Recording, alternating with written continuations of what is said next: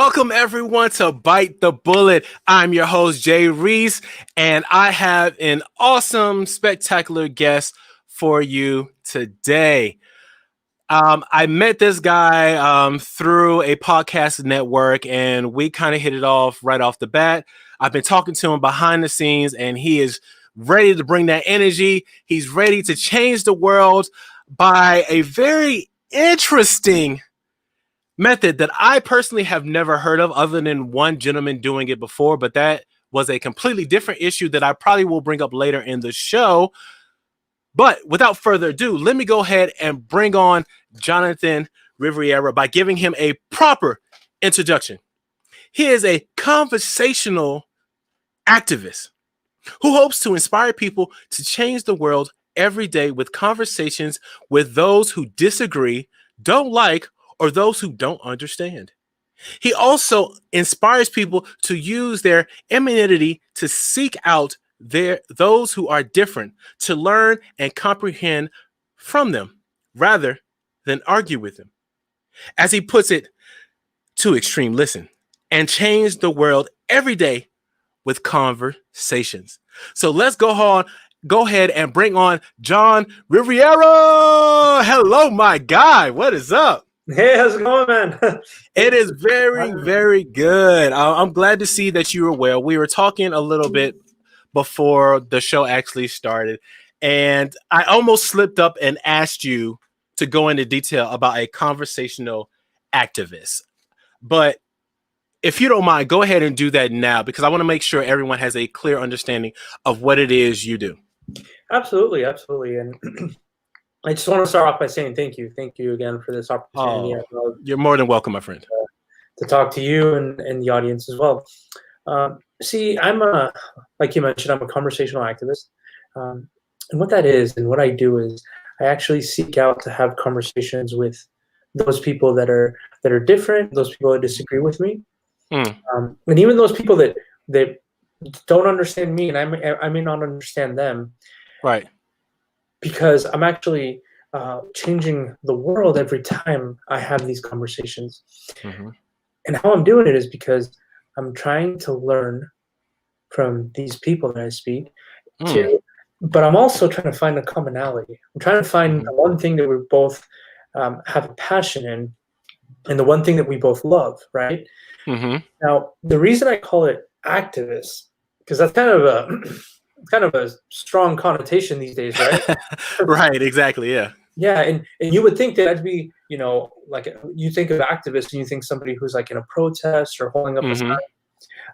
And power to them. But my form of activism is a little bit different, because what I'm doing is I am seeking out to talk to people that are radical, controversial, sometimes even just don't like me for the way that I look. Mm-hmm. And I'm talking to them so I can learn. Right. Serve them. Mm-hmm. I seek them out. And I learn from them. I not only want to learn something about them and about, sometimes their cause, but I generally have an interest in having that uncomfortable conversation. I've become very comfortable with the uncomfortable, if that makes sense. No, it does completely. So, Jonathan, let me ask. I think a lot of people try to be around like-minded people for various different reasons. They don't want to be ostracized. They want to fit in, all these other reasons. But you are actively going to find people who disagree with your views. So, as you put it, so you can learn, and hopefully they can learn as well. Why push yourself through that? Because I'm pretty sure you're probably meeting people who, for lack of better words, can be pretty argumentative, if that's fair to say. No, you're absolutely right. I mean, 90% of the people that I speak to are really controlling the narrative, and they're, they're not only at first kind of imposing, or not imposing, but just kind of laying out all their opinions on me. And that's fine. That's fine. See, the thing is that I'm there to listen. I'm not there to debate. why I do this, right? Mm-hmm. So, like I mentioned, activism and activist, right? Which is who I am. I'm a Mm-hmm. conversational activist. So that Yeah. means that I'm fighting a cause. I'm fighting Mm-hmm. an injustice. I'm Mm-hmm. fighting a problem that I want fixed. Mm. And I'm protesting it and I'm trying to change it, right? Mm-hmm. And my cause is division. Mm. See, Mm-hmm. when we have division, what happens is we have. I picture it like a classroom almost. We have one Okay. side here, one side there, All and right. we have these sides that and you walk in, and it's like you have to join one of these, right? You have to Mm-hmm. join one of these sides because that's the only way that you can not only be accepted, but that's the only way that you can be a part of this Right. classroom that we're all in, right? Uh-huh. Yeah. The interesting thing is that not only is division wrong, but division is actually very real. And it's Mm-hmm. become a reality in the 2020 that we had. We had everything from, Mm-hmm. obviously the pandemic, we had racial injustice, and then Mm-hmm. and on top of all of that, we had an election here in the States, right? Right. Plenty Mm. of subject matter to be divided on, right? Yeah. And the thing is Mm-hmm. that the, so often we think of the people that think differently than us, or the people that maybe don't look like us, or the people that we just don't understand. We think of them Mm-hmm. as kind of not just an enemy. Mm. We just think that we don't belong in that group. Like Mm-hmm. my beliefs, my culture, it's Mm-hmm. it's how I was raised, it's my family, it's what's right to me. And as long as Mm-hmm. I don't hurt anyone, and as long as I don't, um, cause harm to anyone, I'm good. You stay Mm-hmm. on your side and I stay on my side because let's agree to disagree, right? Mm-hmm. Um, but see, I've decided to take a step further, and if I Okay. want to cure this division, if I want to actually make this world a better place, Mm-hmm. then I'm going to have to learn to coexist. Mm. I'm going to have to learn to find a commonality from anybody from, from my neighbor Mm-hmm. to a leader of a polarizing group, Right. to a family member that's estranged that I haven't spoken to Mm-hmm. because of a feud, what have you. Like all these all these conversation tactics that I've been able to develop, Right. they're useful for all three of those groups. Mm. And they're applicable. They're applicable to all of us. So And that, Jonathan, oh, if I can interrupt for yeah, yeah, a second, what are these tactics? Because I know just by what I do and speaking to people, activism as well, a lot of times it's very easy in the moment to get distracted from your initial intent of bringing yeah. peace and harmony and actually meeting people at least halfway, right? Mhm. So I know a lot of times people have these discussions and these debates to prove a point or to win, so to speak. It doesn't sound like that's what you're doing. So if you don't mind, what are these? How do you combat people when all they're doing is trying to win the argument? Absolutely.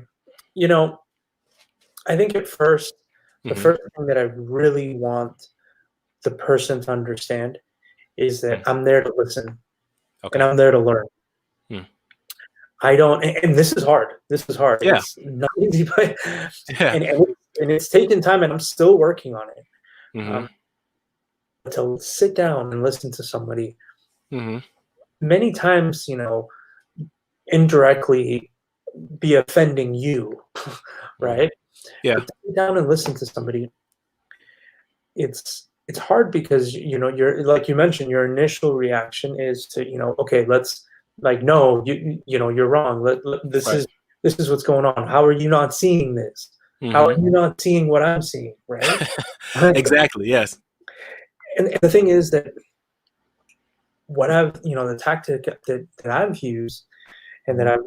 I'm starting to really perfect, because it's going to take a lifetime. I'm not saying that this is something I'm just doing now. Like this Oh is yeah. something that I've dedicated my life to. Hmm. Is I go in and I tell them, listen, I'm here to learn. I'm not going to debate you. I'm not gonna argue with you. And I ask them questions not necessarily about what they believe in or what group they're with. I ask questions about them. I want to know about them. I want to know about Yeah. what were you like? What was your childhood like? What's your family like? Like, what do you want in this world? What do you want in this world? Yeah. And what I start noticing is that after a couple of minutes of talking, I stop seeing the person as different, and I start to see the human being in them.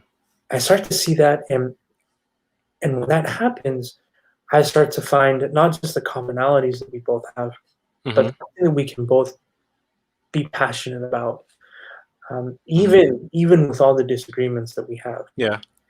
I don't go into these conversations to even try to compromise my own beliefs and opinions, because I have my opinions too, just like anyone else. I'm just going in to learn from them and try for a second, try to comprehend them and try to walk in their shoes. Why is it that they see the world the way that they do? Well, I know for me, I'm finding the more people that I talk to, the more I realize how similar and how the same we truly are. We all typically want the same core things. It just happens that we want to go about different ways of getting it. And those who aren't flexible in understanding there are different ways to get to the same goal, those are the ones that typically have the most challenging times, or those are the ones who incite the most stress, to be honest. No, absolutely. And that's the thing as well. I mean, I really started having, these conversations back in around, it was 2014. See, I come from the airline industry, and I was working with the airline, and I had the neat opportunity to travel all over the world. Okay.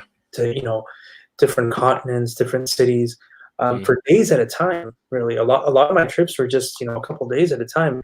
Yeah. And after a while, my goal was to, whenever I go to a new city, let me meet one new person. Let me have, let me learn something new from one person that I meet, and in the beginning, it was just strangers. It was just people, that I'd see walking on the street, or maybe if I was in a museum or a site or a restaurant, I'd ask him and we'd start talking.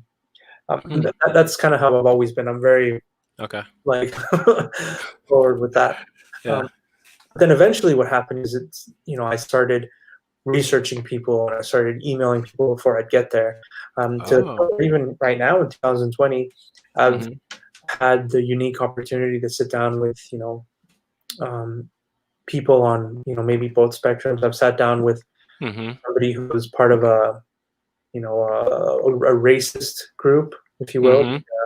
I sat down with one of them. I sat down with somebody who is part of like the Scientology religion. Okay. I've sat down with these people, and I never talk bad about them. I never talk ill about them, just because that would compromise my mission, and that would compromise what I'm trying to do. Right. You remind me of, and my apologies for not being able to remember the gentleman's name, but I recently watched a documentary about a man who was doing similar to what you're doing. The only difference, I think, is he was singling out people that he knew were affiliated with KKK and hate groups, and he was going and befriending them. And he would have these conversations. He would take them out to dinner. He'd go to their house. He would essentially put himself in harm's way to show that he is human, and just to have a conversation with all these people. Some people did have flack or didn't really understand what he was doing.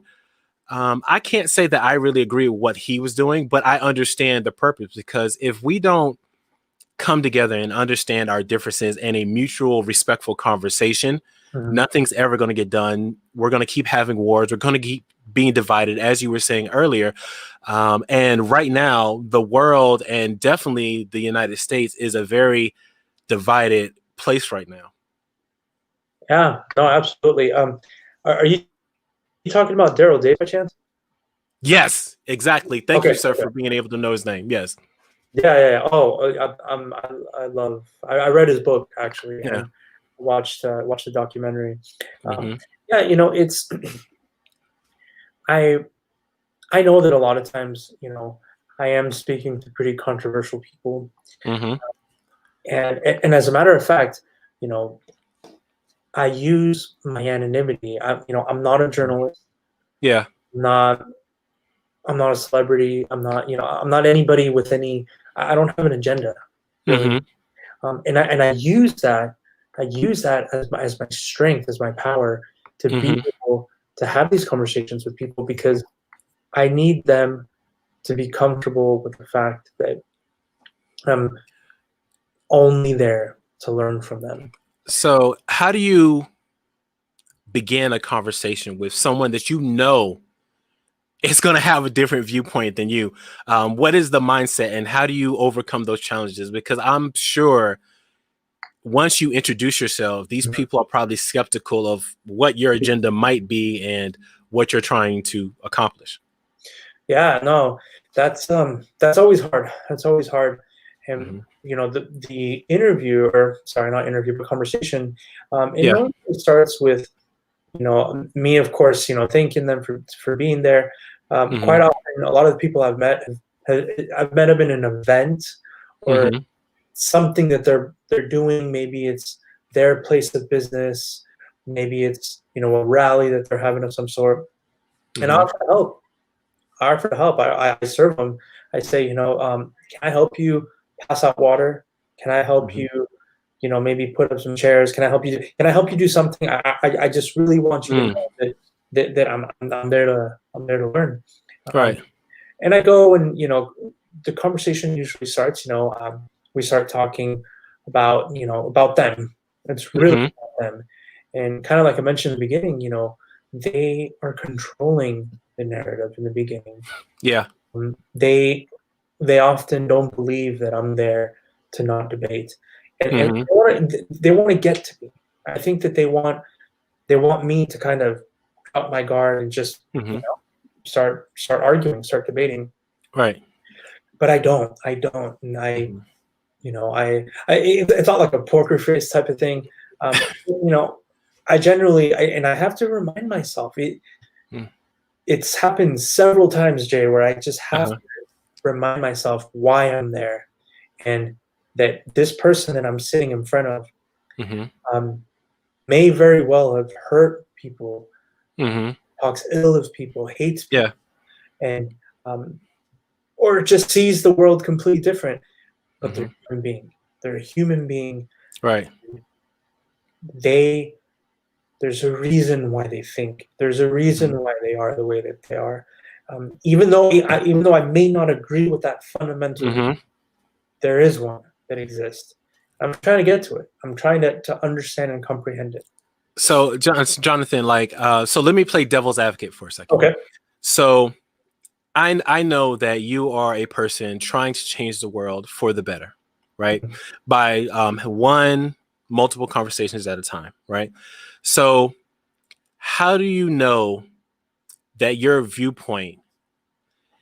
I have to choose my words carefully. how do Yeah. how do you know your viewpoint is the right one, or how do you know that person is incorrect?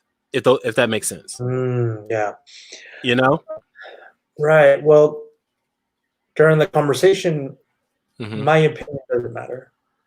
Mm. My opinion, in the sense that what I think Yeah. about maybe a situation, maybe an election, what side. Mm-hmm. That very moment, my Yeah. opinion doesn't matter, Mm. because what I'm trying to do is you're right. It's not about the wrong or the right opinion. I Mm-hmm. mean, violence is violence, right? Of And course. Yeah. Yeah. hurting someone is hurting someone, but like that, that I'm Yeah. not going to compromise. Yeah. Hurting other people. Mm-hmm. But as far as their opinion or whether they're right or wrong. Mhm. Um, Yeah.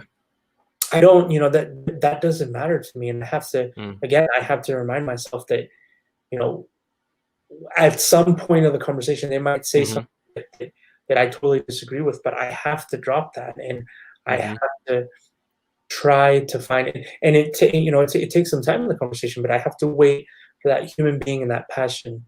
Mhm. That's something we can both be passionate about to come out. Right. I like to call it the leaving the room effect. That's Leaving what the room effect. I don't think I've heard yeah. that. So what that is, when I leave the room, when I'm finished, when I'm done talking to them, Uh-huh. what I do is I want to leave the room with the effect that we may have disagreed, we may Mhm. have really bumped heads with something, Mhm. but I left with a friend. It's happened before where I'm become a Okay. friend with the people that you know Right. don't like me. Um, and even when somebody asks, "Hey, you spoke to that Jonathan guy. How was he? Or what did he say? Or what was he about?" Mhm. That person may say, "Oh, well, I don't agree with him. He's, you Yeah. know, I don't this, I don't that. But you know what? He's a good guy. Mhm. Listen, he's somebody that I can definitely sit down and have a drink with." And that's my goal. That's my mission right there because Mhm. that's how I change the world. I Yeah. change the world in Mhm. that little conversation, that little reaction, because Mhm. I could have argued with him, Yeah. and my hate towards them and their hate towards me, for example, could have grown. Mhm. Yeah. But no, instead I kind of narrowed that gap, and I didn't change anything about what he Mhm. thinks, or I didn't compromise my own. Mhm. But if I'm able to fill in that gap with as much commonality and hope as I can, Hmm. at that very moment, I change the world. And see, I love that because if I can rephrase what you're saying, Mhm. it's not about winning or losing a conversation. Yeah. It's about walking away with a friend, right? Walking away with a friend and walking away with that feeling that, you know what? Um, I can I can have peace with him. Mhm. I can walk by and I know that he's not gonna, yell something, say a comment or something. Right. I gave him a voice. I gave this Mhm. person a voice. Often we think, for example, with like, oh, well, social media. I posted something and it was, maybe, oh, this person sucks and this and that, Yeah. and all these people saw it. Okay, that means that I was heard. That means that all those Mhm. people heard what I said. And I argue that that's not the case because Mm. you know it's not until you actually face to face see somebody Mm. and hear them for who they are Yeah. that you actually give them that voice. I don't think that enough people have been given the opportunity to have their voice actually heard. Yeah, I can definitely attest to that because I admit I'm completely guilty. I used to be one of those people who would argue on Facebook all the time because I would post something. I mean, in my defense, I would never go onto somebody else's page to argue. If I post something on my page and you come disagreeing with my post, that's when I would kind of attack and argue and stuff like that. But it wasn't until I read the book. How to win friends and influence people, that I learned that it's not best to argue because when you argue, the defenses go up, all this other stuff. There's a whole bunch of science behind it. But as you're saying, I started asking them, why do you feel this way? Why this? Why that? Really getting to the core of what they're feeling and what they're trying to say, and just making a friend and having a honest conversation versus trying to impart my will regardless of what I posted, just trying to understand that person and give them a voice because too many people feel like they don't nowadays, or at least that's how I feel people are. Yeah, no, that's absolutely right. And I think that, you know, quite often, when we think back on 2020, Yeah. there are a lot of things that happened that could have very perfectly been avoided, Hmm. very perfectly been avoided. That we Yeah. had tragedies, that Hmm. We had people that died not because of what they did, but what they looked like, Mm-hmm. and that was 100% avoidable. And I'm not Mm-hmm. even talking about COVID-19 right now. Right. And I often wonder. I said, what does it take somebody like what does it really take somebody to sit down and before they do something that they might very well seriously regret, or something that's going to affect millions of people, Mm-hmm. what does it take somebody to stop at that very second and think, you know what, Mm-hmm. um, let me think twice about this. Maybe this isn't the best. Maybe you know I'm Mm. just going to cool down. I'm just going to go to the other, um, Yeah. and I think it's those examples that are part of the reason of seed that you can plant in Mm. somebody that's different than you, that very well may not only change the world, but that can possibly be the what stops something Yeah. bad from happening, and something that's going to affect a lot of people.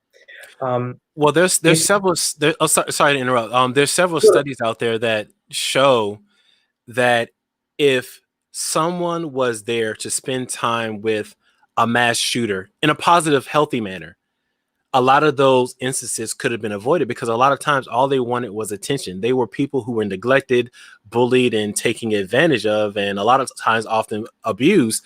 But if there was someone there to just listen and hear them out, a lot of stuff could have been avoided. And not just mass shootings, but a lot of things that typically go on in the world. If yeah. someone is just there to listen, that makes all the difference. And I tend to wonder, you're doing so much and having these conversations with so many different people.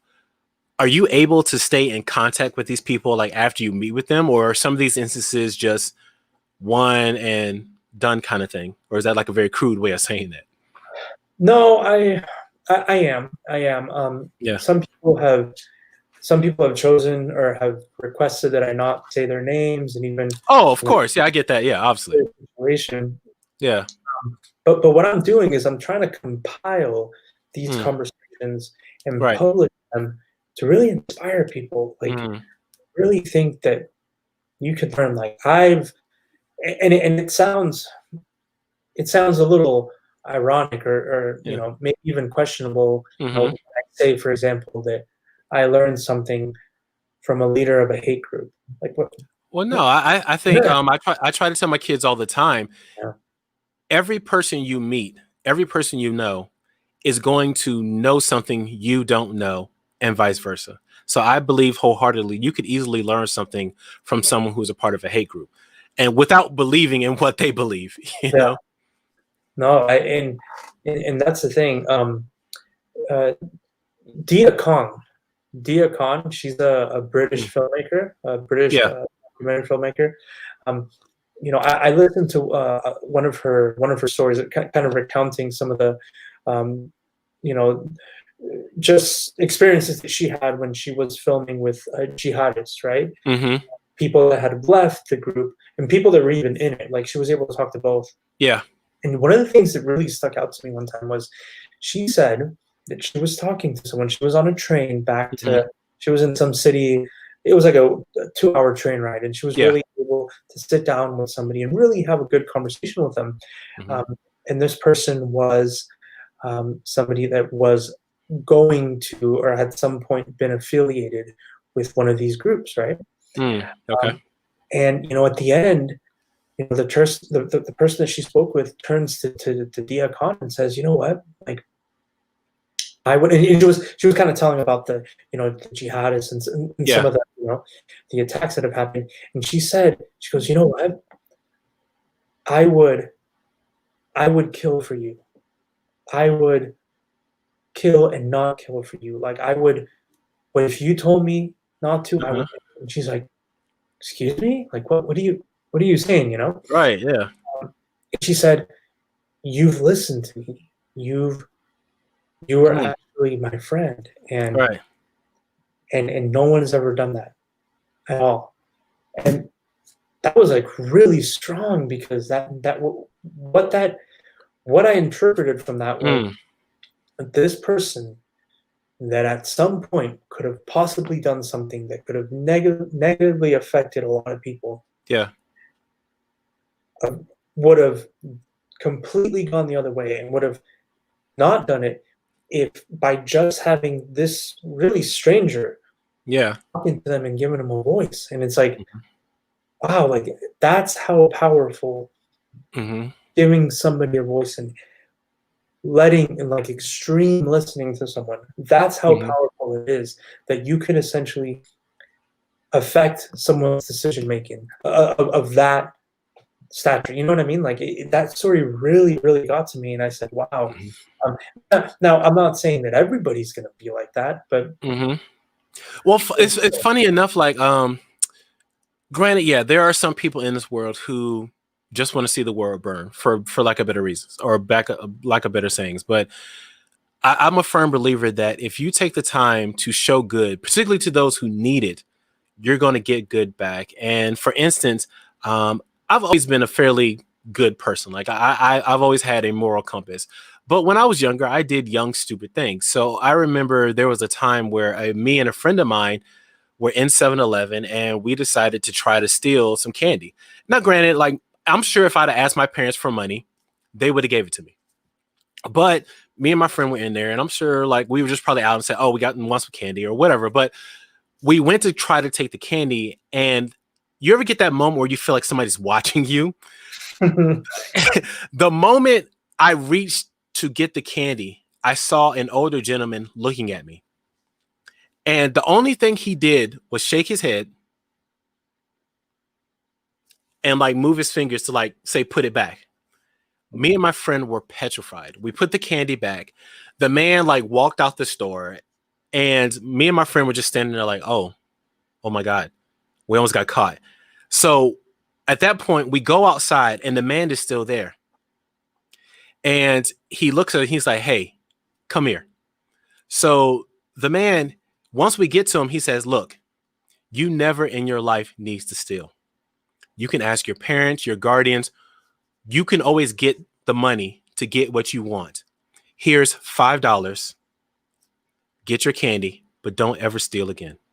Now, to this day, I've never seen that man ever again. I don't even remember the man's name, but that moment, I think, helped define who I grew up to be, because I've never stolen, lied, or did anything that I consciously knew was inappropriate. Right. So I really think when you go out there and try to do good to people and listen and help, because that man could have easily have turned us in. He could have walked away. He could have did a whole bunch of other things, but he chose that moment to be a good ripple effect and help two young kids for the better. Yeah. Wow, that's a great story, man. That's exactly it.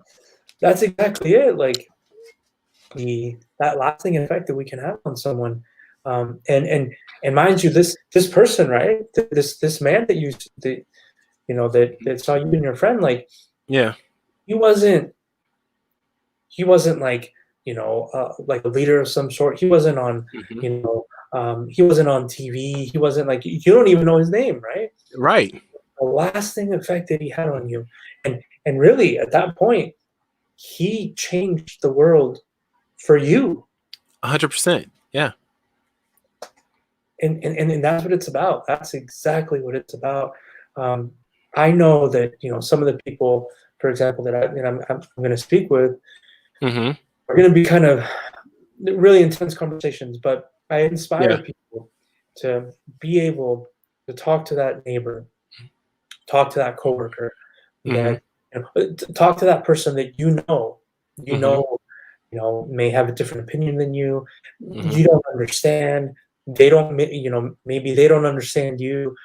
Maybe I even dare people to talk to those people that they know don't like them. Yeah.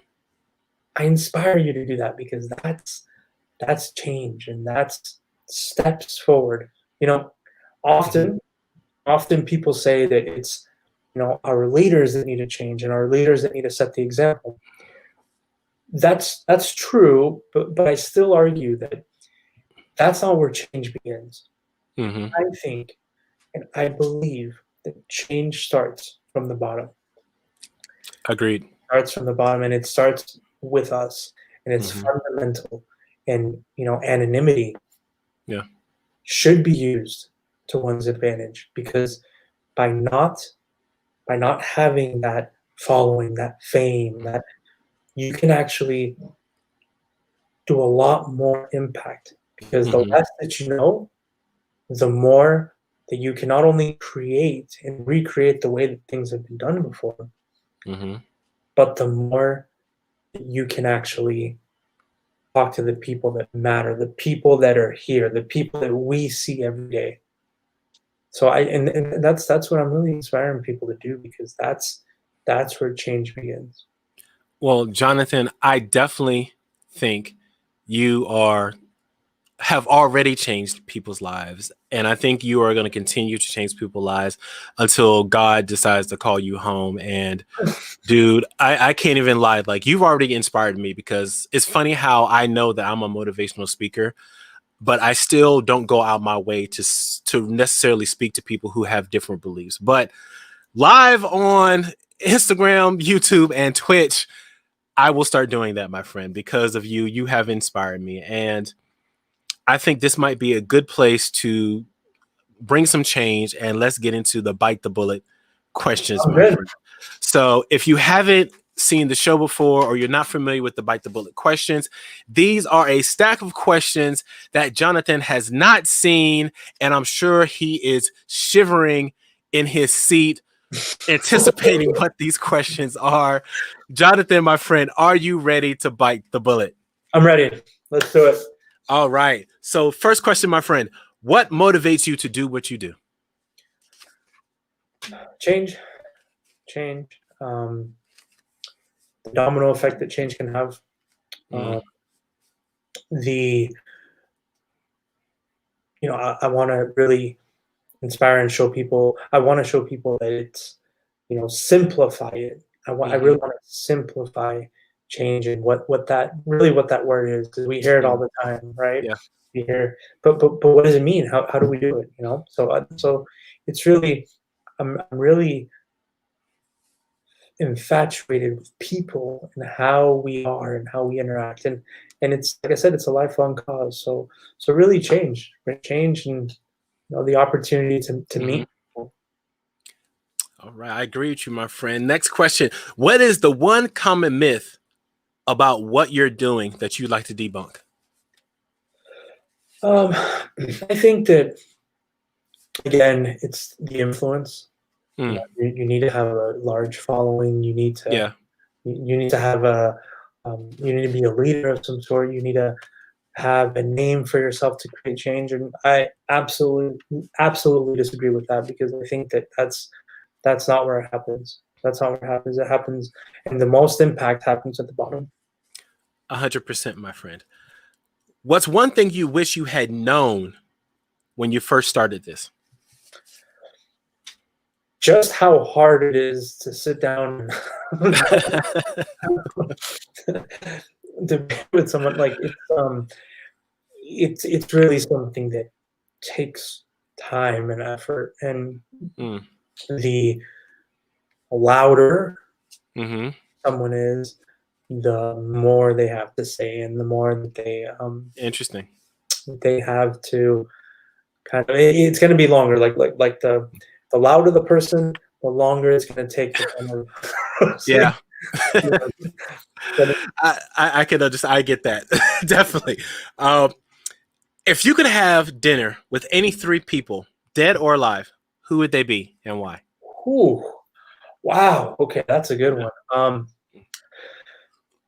Let's see.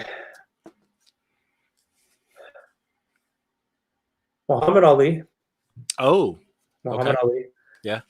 Um, I think he was somebody that was, to a lot of people, very misunderstood. Very. Agreed. I don't think Yeah. people, definitely him. Yeah. Let's see, the other one. I think Brian Grazer. Actually, he's alive. Okay. All Brian right. Grazer. He's a film producer, and he's had Mm, conversations with people that are, with prime ministers and people, like all sorts of people. Like, that would hmm definitely be one. And I think, let's see. the other one? I think Bob Marley, actually. Oh, okay. All Bob right. I think that there's very little, like, there's not a lot of people that directly influence the whole genre of music, Mm, not just, yeah. type like, and I think that he was somebody that was very, like, he was always, always, always, like, his music and his songs Mm, were for the people, like, and I mean, I know we have, Michael Jackson, Beatles, and we have yeah. all Mm. very different, but definitely Bob Marley. I feel it. You see, now you got Redemption Song playing in my head. So thank you for that. For that. There But you I love, go. I, There I you go. love all three of those. Sorry, I didn't move the question. What makes you feel inspired or like your best self? Hope. Oh, okay. What's to come, Mm, future. When things are down, or when it's not the best day, or not uh-huh. it's always hope. It's always Yeah. what's ahead, what's to come. That vision, Yeah. it's always something that's always on my mind, and Hmm. something that I'm always reminding myself of. I love that. I like that. If you could have a billboard with anything on it, what would it be and why?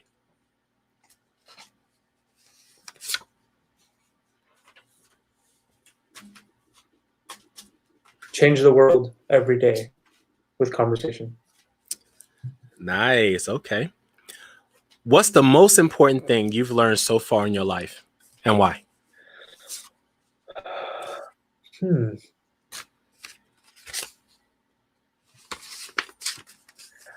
I think that hope Hmm. is not something that we can just think of and imagine. It's something that we can actually work towards. And the more hope we have, the bigger the goal that we have in our Hmm. life, the easier it is to Yeah. accomplish. I know it sounds kind No, of I agree. I get that. I get that. What advice would you give someone wanting to pursue a similar path as yours?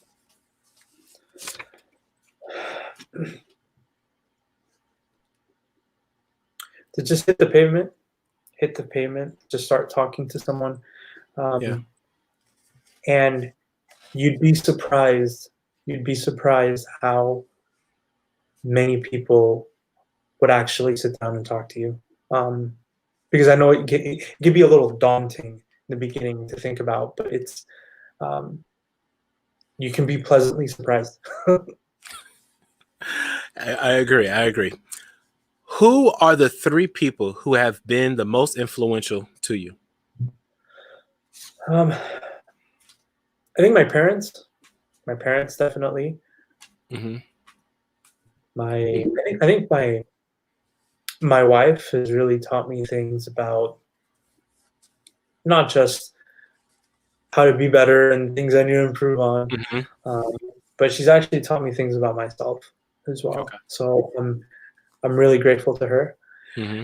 Um, and then probably the third one is, you know, I say this in a humble way, but I think myself. I Okay, think I I've, get that. I've learned a lot about myself, and I've been able to really, the more I challenge myself, the more I learn, and the better. And I know what I've done wrong and how I can improve. And Hmm. funny how we can life can humble us real quick. So I'd say that in a non-pompous way, but I say myself as well. No, I get that. What is your best tip for making the world a better place?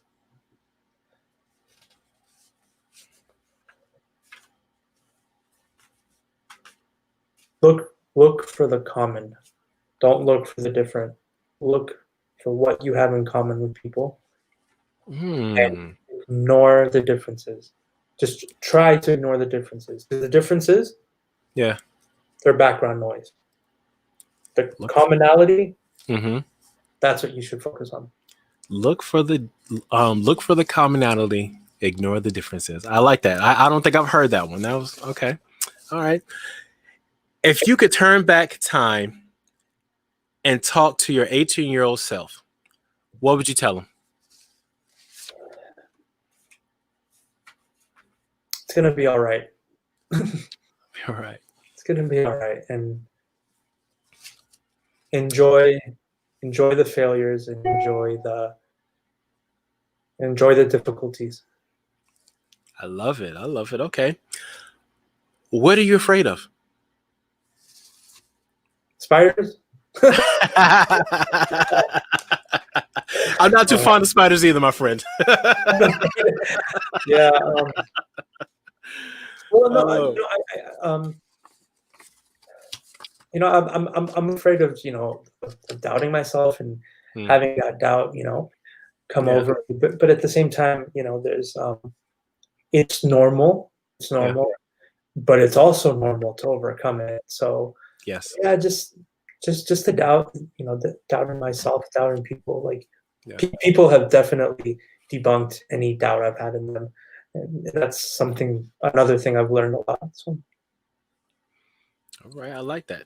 So we're getting down to the final questions. They're going to get harder, my friend. Deal. If in 150 years science fails to save us all, and all that is left is a book about your life, what would the title be, and what would the back say? About my life, huh? Yep, about your life. What's the title and what's the back say?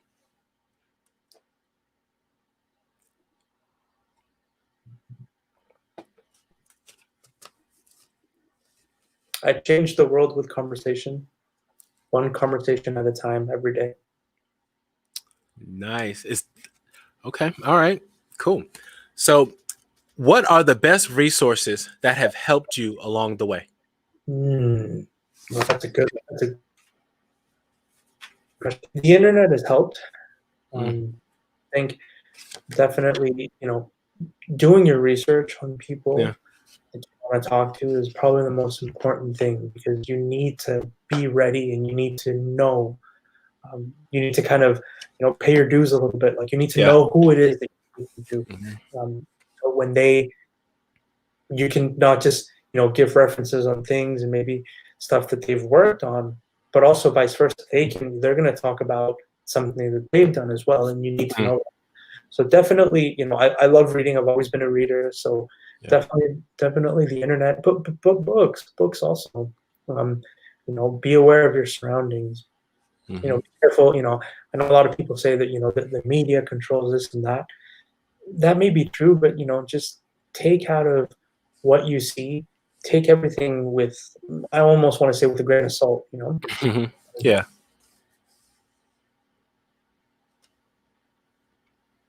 No, I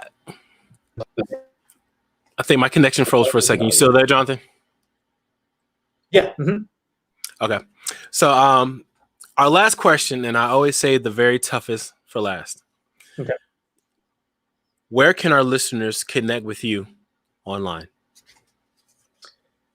They can go to our Instagram page, my Instagram page, jonathan.k.rivera. I'm actually starting a page just for the conversations that I've had, and kind of a little bit more about that, because I want people to kind of go on this journey with me. So definitely they can follow me there, and soon we're going to have a website as well. And hopefully, kind of like I mentioned, some of the people that I've spoken to, they don't want their video and conversation. I do try to log them as much as I can, but I'm working on that. I'm working to be able to come to some sort of accord with them that I only share maybe snippets of the conversation, but that's in the works. So yeah, they can definitely find me there. Okay, awesome. And I shouldn't have said that was the last question, because this is the last question. Do you have any pearls of wisdom, any knowledge that you'd love to give the audience before I let you go? Because I want to be respectful of your time, because I know you're a very busy man. Oh no, thank you.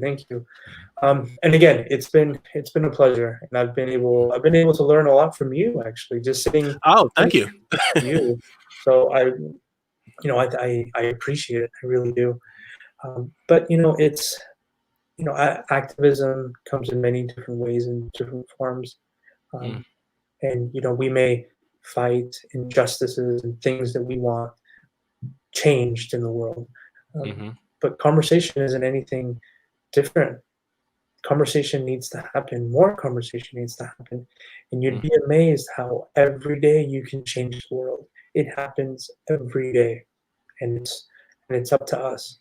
So really, you don't have to have conversations with some of the people that I do. Just look around, and that conversation that you have with a neighbor, Hmm. you can change the world right there. I love it, and I agree with you 100%, my friend. More conversations, and particularly the hard, tough conversations. So, with that, everyone, this has been Bite the Bullet. Thank you so much for tuning in, Jonathan. Heartfelt. Thank you so much for being and joining us on the show today. We will catch everyone later. See you.